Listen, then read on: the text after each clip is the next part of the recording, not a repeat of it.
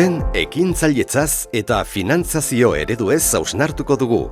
Azaroaren 3an, goizeko 9:00 aurrera Orona Ideo gunean.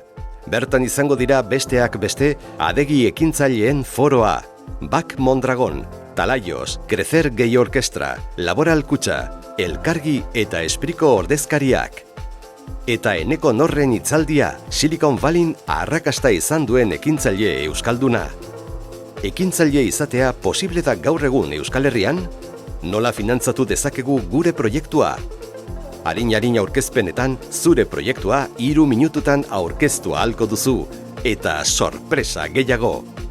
Bai Euskarari ziurtagiriaren elkarteak, Euskara oinarri duen elkarlana, negozio aukera berriak eta komunitatea sustatu nahi ditu. Eman izena eta etorri azaroaren 3an Orona Ideora, Hernanira, enpresarean azoka zain duzu. Informazioa eta izen emateak www.enpresarean.eusen.